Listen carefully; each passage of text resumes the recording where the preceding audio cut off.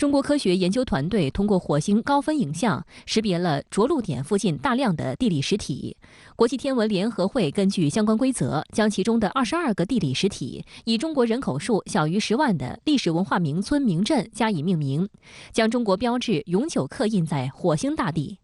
此外，中国国家航天局还公布了中国向俄罗斯、法国赠送月球样品的消息。在24号外交部例行记者会上，深圳卫视记者就有关情况提问，发言人毛宁表示，探索和利用外层空间，应为所有国家谋福利和利益，这是公认的外空法基本原则。月球样品的国际共享和共同研究，有助于各国科学家研究月球的形成与演化，共同探索未知世界。中国始终坚持在平等互利、合作共赢的基础上开展航天国际交流合作。我们已经发布了月球样品管理办法，鼓励开展月球样品研究，促进科学成果共享。迄今为止，澳大利亚、俄罗斯、法国、美国、英国和瑞典等国的科学家参与了中国月球样品的科学研究。我们愿同各国进一步加强合作，共同探索并和平利用外空，为服务人类的文明进步做出新的更大的贡献。据悉，法国总统马克龙本月访华期间，中国向法国赠送了1.5克科学用月球样品。去年2月，俄罗斯总统普京访华时，中国赠送俄罗斯1.5克科学用月球样品。今年3月，习近平主席访俄期间，俄方回赠中方1.5克科学用月球样品。中国赠送法国和俄罗斯的月球样品，都是2020年12月中国嫦娥5号任务从月球上采集取得的。而对于各界关注的中国探月工程，近日也有重要消息披露。中国探月工程总设计师吴伟仁院士向媒体透露，我国正在进行月球探测的4期工程，其中嫦娥6号任务计划于2024年前后实施。它的主要任务是到月球背面采样，并携带月球样品返回地球，这也是人类第一次从月球背面采集月壤。计划2026年前后实施发射的嫦娥7号将去月球南极寻找月球存在水的证据。吴伟仁表示，嫦娥7号由多个部件组成，包括轨道器、着陆器、巡视器和飞跃器，它们将在月球南极进行复杂的探测活动。吴伟仁介绍，嫦娥8号计划于2028年前后发射，将配合嫦娥7号在月球南极建立国际月球科研站的基本型，计划在2030年前建成，对月球资源勘探和利用等进行一系列试验。对于外界最关心的中国载人登月时间问题，吴伟仁也给出了明确答复。2030年之前，中国人的脚印肯定会踏在月球上去，这没问题的。而在太空中，中国空间站第一次度过了中国航天日。神舟15号的3名航天员费俊龙、邓清明、张璐，当天的工作是问天舱生物技术实验柜的部件更换、自身体检等10几项工作。在接下来的1个多月时间里，神15乘组将于5月迎来天舟6号货运飞船的到访，并和神舟16号乘组完成在轨交接轮换，计划于今年6月返回地面。来关注俄乌局势的最新进展。乌克兰空军宣布，首个由美国援助的爱国者防空导弹营已经开始执勤。乌克兰被认为正在加紧准备春季攻势。随着一大批西方军援的陆续到位，反攻似乎箭在弦上。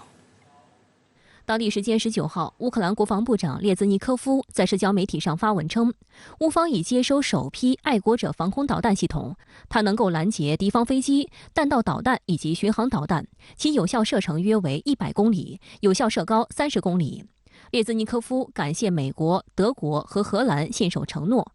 日前，乌克兰宣布这批爱国者防空系统已经投入战斗。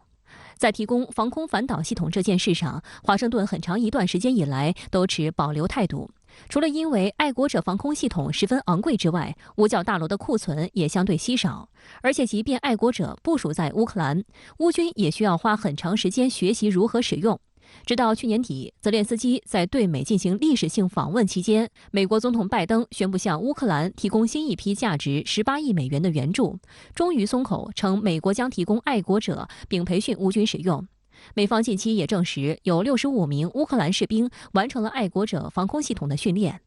俄总统西恩秘书佩斯科夫此前表示，如果美国将爱国者防空系统交付给乌克兰，俄罗斯武装力量将其视为合法军事打击目标。俄总统普京也表示，他100%相信俄将摧毁美向乌提供的爱国者。乌克兰获得这个爱国者呢，能够增强它，比如说它保卫这种制空中心啊、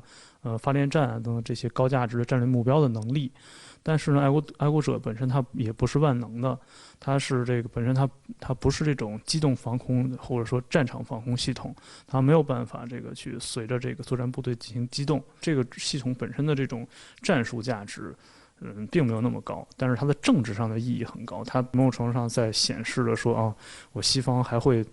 不光援助你乌克兰一些纯粹的这个战术性的防御武器，我这种战略性的防御武器我也会给你。深圳卫视注意到，除了爱国者防空系统，北约还将进一步对乌提供军援，推动乌克兰发动大规模的军事攻势。21号，包括北约成员国在内的54个国家在德国拉姆施泰因空军基地举行乌克兰防务联络小组会议，讨论对乌克兰防务支持及乌军反攻等课题。据外媒报道，北约秘书长斯托尔滕贝格在会上表示对乌克兰计划中的反攻行动有信心。德国防长皮斯托留斯则透露，德国、波兰和乌克兰当天签署一项协议，将在乌克兰建立一个维修中心，用于豹式坦克的修缮工作。美西方军援武器的陆续到位，是否意味着乌克兰酝酿已久的反攻行动即将开始？按照美军此前泄露的文件，乌克兰计划在4月30号发动春季攻势。美国及其盟友正在帮助乌克兰积极备战，但随着文件的泄露，乌克兰总理什梅加尔称，春季反攻可能修改为夏季反攻。因为现在其实双方在战场上呢，其实已经形成一个僵持的一个消耗战的这种状态。双方在任何一方呢，其实都没有掌握这个没有绝对的这个火力优势和兵力优势。乌克兰想要反攻呢，它必须是首先做到出其不意，让这个俄罗斯方面的这种指挥呢陷入瘫痪，它这个才是它取得成功的唯一一种方式。对乌克兰可能的这种反攻方向呢，它都是有一些准备了一些充足的应对措施。下一步乌克兰会怎么样去策划这个反击，我们还需要一段时间来观察。然而，乌克兰在接收西方军援方面却丑闻不断。此前揭露拜登政府下令炸毁北溪管道的美国资深调查记者赫什，近日再爆料称，西方国家知道供应给乌克兰的武器正在流入黑市，但西方媒体对此进口不言。赫什称，早在乌克兰危机早期，就有供应给乌克兰用于作战的武器流入波兰、罗马尼亚和其他乌克兰邻国。事实上，为了酝酿春季反攻，乌克兰方面近日进一步狮子大开口。乌克兰副外长、前驻德国大使梅尔尼克日前在社交媒体上喊话称，基辅需要西方盟友将军事援助增加10倍，呼吁伙伴国越过所有红线。乌克兰巨额的弹药消耗也让西方国家不堪重负。美联社23号撰文称，位于美国宾夕法尼亚州的斯克兰顿陆军弹药厂正加班加点生产155毫米口径榴弹炮弹，并且还在投资建设新的生产线。但即便如此，生产速度也没法跟上乌军的需求。